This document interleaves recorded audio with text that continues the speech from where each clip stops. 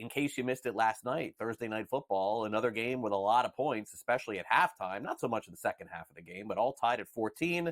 The Rams really needed their offensive weapons back, and they got them, and also picked up a win in the process. A 30-20 final with the Rams beating the Vikings as Puka Nacua returned to the Rams. He had a big game. Cooper Kupp also back, scored a touchdown in that one.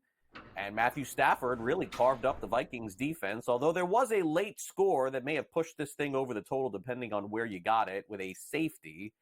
But needless to say, the Rams have their full complement of weapons. They're one game under 500 and a very excited head coach in Sean McVay, proud of the team after the win.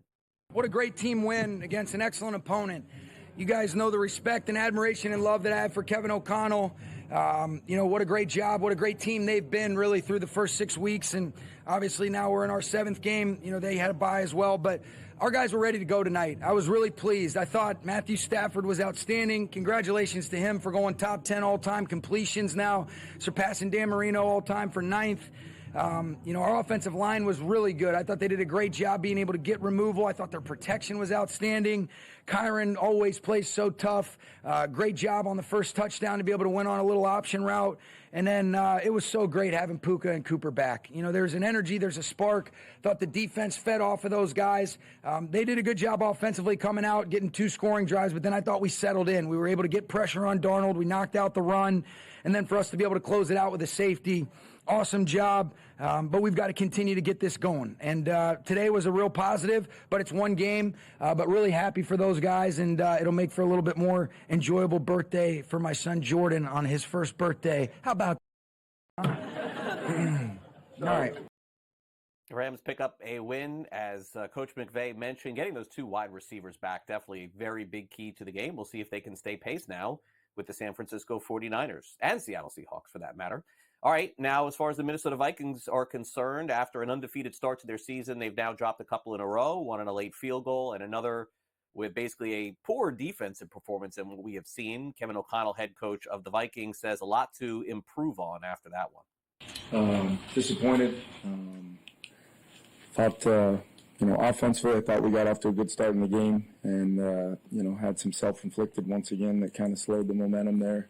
It's a good offense we were playing. They got healthy and were pretty explosive against us. And we just got to find a way as a team across the board to play better.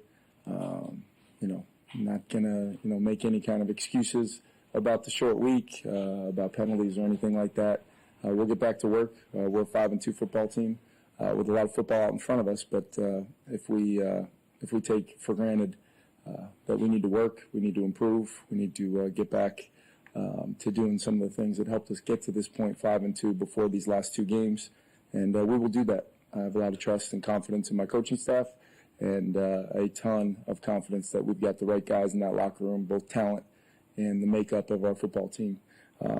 Christian Darrisaw did sustain a left knee injury. I don't have an update for you at this time, but we'll continue that evaluation here and then on into tomorrow and try to confirm what that is. Keeping our fingers crossed that we get some positive news. But other than that, that's the only injury update for you guys. And O'Connell referring to the Vikings left tackle, a very big injury, if indeed it is a long one. Tonight, the first game of the World Series. Feels like we've been waiting all week. If we have, yeah, you're probably right. We have. Yankees and Dodgers will kick it off tonight in Los Angeles. Right now, LA is minus 126 on the money line. You're going to see a lot of really close, tight lines, I would guess, throughout the World Series. Garrett Cole, ace of the Yankees, goes up against Jack Flaherty of the Dodgers. And certainly at this point, the series is also in favor of the Dodgers. They do have the home field, although it hasn't mattered that much in the past. Dodgers are minus 122, and over 5.5 games, minus 180 on FanDuel, plus 145 on the under. And as you can see, some minus 1.5s there and plus 1.5s, including tonight's game as well. Meanwhile, this notion that Shohei Ohtani could potentially return to pitch for the Dodgers in the series has been completely eliminated. Dave Roberts, the manager of the Dodgers, at Media Day yesterday, saying there is no possibility, none whatsoever, but thank you for asking. So Ohtani will be back and he will pitch next season, but the Dodgers will need his offense, and they'll probably need some good pitching aside, because Jack Flaherty, their starting pitcher, has seen a little bit of a velocity dip in the playoffs. Right now down to about 91 miles an hour. Mark Pryor, the pitching coach of the Los Angeles Dodgers, said there's some moderate concern, but, Flaherty's never been a 97-mile-an-hour guy either, so we'll see how he ends up performing. Again, Game 1 tonight of the World Series, and we'll have it covered for you here on SportsGrid, 8 o'clock Eastern tonight. Carlos Rodon, Clark Schmidt will start Games 2 and Game 3 for the Yankees. Anthony Rizzo, of course, playing through some pain, expected to play first base for the Yankees moving forward. Story has really percolated the last few days here about Kawhi Leonard, who, there was some thought that Kawhi Leonard was going to start the season playing for the Clippers. And now, according to ESPN, he's going to be out for an extended period of time. And how about this story that came out along with it? Former Clippers trainer Randy Shelton is suing the franchise for wrongful determination, among other things, after he was claimed that he was fired after complaining that Kawhi Leonard was being subjected to unsafe and illegal treatment method for injuries. The quote is, Mr. Shelton's claims by the Clippers were investigated and found to be without merit. We honored Mr. Shelton's employment contract, paid him in full. Lawsuit is belated to shake down the Clippers based on false allegations that he should know are false. Kawhi Leonard remains sidelined yet again for the Los Angeles Clippers. Josh Reynolds was injured in a shooting last week. He's a wide receiver on the Denver Broncos. He was treated and released from a hospital. This just got reported yesterday. The Miami Dolphins have to make a decision on Tua Tagovailoa. It appears as though he will play this weekend against the Arizona Cardinals. He has to be a full participant today. He was yesterday, and then they can activate him and play him on Sunday. Jaden Daniels, the star quarterback of the Washington Commanders, who missed most of last week's game, does not appear to be playing this week against the Chicago Bears, although you'll probably have to check back Sunday morning to be sure on Pro Football Today.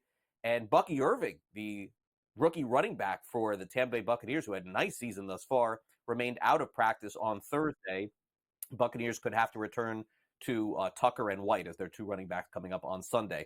Yesterday in college football, you don't see this happen very often, but not only did Syracuse lose the game against Pittsburgh, their starting quarterback threw 5 interceptions, and they gave up 3 defensive touchdowns in the game. My goodness, it can't get worse than that. But let's give credit to Pitt. 41-13 was the final there. But yes, it was an ugly, ugly performance for Syracuse. Tonight, number 17, Boise State and Ashton Genty visit UNLV, 3.5-point road favorites. Bill Bender will be with us. We'll preview that game in just a bit. Boston College takes on Louisville, BC plus 7.5 home dogs, you would say tonight. And the Trojans are 13.5-point home favorites against Greg Schiano and Rutgers. In the NBA last night, the Boston Celtics cover another big point spread, 14.5 last night. They beat the Wizards 122-102. Jason Tatum scores another big number. He had 25 points in this one. Klay Thompson had 22 points as the Mavericks beat the Spurs 120-109. The Thunder crushed the Nuggets 102-87. And late in the game, Anthony Edwards hit a couple of free throws as the Minnesota Timberwolves defeat the Sacramento Kings by a final of 117-115. National Basketball Association tonight, we've got a playoff rematch in Madison Square Garden as the Knicks are 4-point favorites as they take on the Pacers. Suns 1.5-point underdogs taking on LeBron James and the Lakers. Ja Morant in Houston, 2.5-point favorites, and no Embiid again for the Sixers. And they are 5-point favorites on the road tonight against Toronto. Welcome back to NewsWire here on Sports Grid. Let's bring in Matthew Waters from Legal Sports Report as we wrap up the week with some hot stories over at LegalSportsReport.com. Matt, great to have you back on here on NewsWire. Let's get started and talk about the offshore market and lead off with Bovada, a company that used to be supremely popular all over before the legalization of sports betting. They have been deemed restricted now in more than a dozen states, and they seem to be complying with that, which I guess was my biggest surprise. Yeah, I agree with you there, Craig. The fact that these guys are offshore, and so, kind of by definition, they're not regulated in the U.S. to operate. So I know that there are plenty of people that want to argue that, yes, it is legal to bet with offshores. No, it's not. Let's get outside of that for a second. The fact that they are just complying with this is surprising to me. And you know what, Craig? Maybe it is a situation where Bovada wants to break good at some point. Maybe they want to get on the good side of these regulators. We saw that before with Five Dimes coming to a deal with the U.S. Attorney General and paying some fines and all that kind of stuff. So I don't know there's two things that get me right now, Craig. One, I don't really understand why Bovada is complying. It's great that they're complying for the regulated sports betting industry, but yes, it confuses me why they're complying. And two, why is Bovada the only one that we're focusing on? And I understand that it's probably difficult because we don't always know where these offshores are located, right? It sounds like we got a tangible physical address for Bovada. And so they were able to actually serve them with legal documents. And that appears to be the why for now. But, there are plenty of other offshores not named Bovada that do big business, Craig. And it's interesting because when the industry was being legalized, such a large part of it was bringing it into the light, getting people off of the offshores. And while that certainly has been something that everybody has wanted to do, there's not really an easy way to do that, is there? And it seems interesting now that we have the state rollouts slowing down. We still have operators seeing their revenues grow because they're doing certain things and they're getting more out of older customers than they thought they might. But it is interesting now that we are entering this slower stage of sports betting. And now it seems to be like, oh, hey, we need to shut them down. We should shut them down. Let's shut them down. It's bad for the industry. Well, maybe it's bad for your bottom line. I don't know. But we're going to keep an eye on this. We'll keep watching what Bovada does. But like I said, there's bigger fish out there. And I'm interested to see where kind of that next step takes us. Yeah, it never really occurred to me that Bovada could, go to the regulated market, but you may be right. I mean, maybe that's the reasoning behind this, is that they're looking to do that. Good point by you. All right, let's get to the latest in California. Sports Betting Alliance involved. California's still looking to legalize sports betting. It seems like the alliance, by the way, in some of the discussion here, is looking for the tribal companies, basically, essentially, to do a better job of regulating, or at least institute more regulation. What is going on here?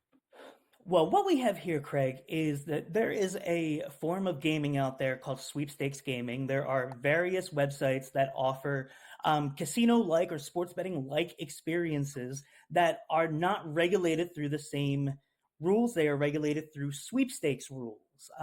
When you think sweepstakes rules, you think about when you see something that says no purchase necessary, right? You think about the McDonald's Monopoly game. And that's kind of what they are linking it to here. And California wants no part of that. They want to make sure that when sports betting comes to California, that they are in control, that they know what's going on, and that they're the end-all, be-all. And they're saying, that this is simply an unregulated sports book hiding under these sweepstakes laws. And I don't know if you can call it that. If the sweepstakes laws are legitimate and they are operating, legitimately under those laws, then I think you have a different issue here that gaming is going to have to figure out altogether. But what strikes me about this, Craig, is you have the California tribes on one side. Now on the other side, you have the Sports Betting Alliance, who's made up of FanDuel, DraftKings, Fanatics, and BetMGM. And just remember, to the last time we tried to get sports betting passed in California, these guys hated each other, man. And now, the enemy of my enemy is my friend. And so we see them partnering up and doing what they can to get these sweepstakes shut down. But it's trickier than that. They tried to go to regulatory agencies and say that this is unlawful gaming. And yeah, maybe it's unlawful if you're trying to apply iGaming laws to it. But that is not what these sweepstakes companies say they are. And it's going to be interesting to see how this shakes out, because right now, Craig, there are some sweepstakes websites out there that maybe are even offering a better price on some things than a sports book might be. And the regulated industry will say, well, of course they can. They're not paying the same taxes as us. They're not paying the same license fees as us. They don't have as much regulation as us or oversight. And so the sweepstakes guys are saying, no, we do. We do the same know your customer. We do the same kind of checks that everybody else does. And not all of them do, but some of them do it very well. Some of them use the same vendors that the gambling operators use. So really kind of crazy story here, Craig, with how it's going to shake out.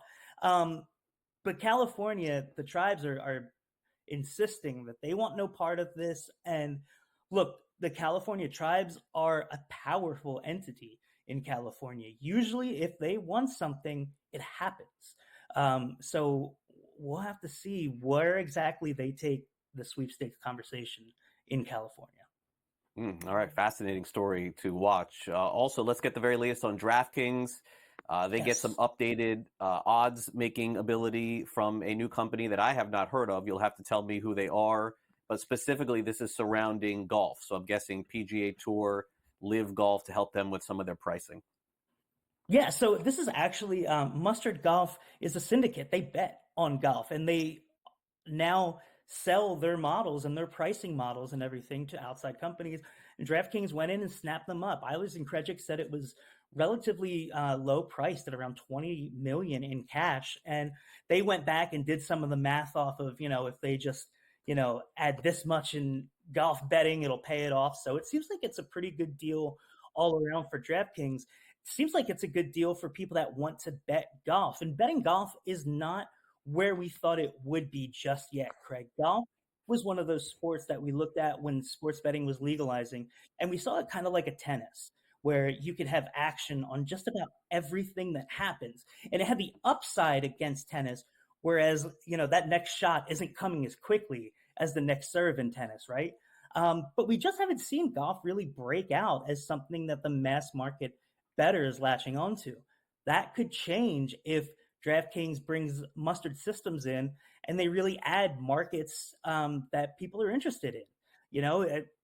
Start seeing same match parlays for golf or same round parlays, whatever it may be. There could be a couple of different ways that they take this, but it's interesting to me that DraftKings is jumping into one of the smaller sports.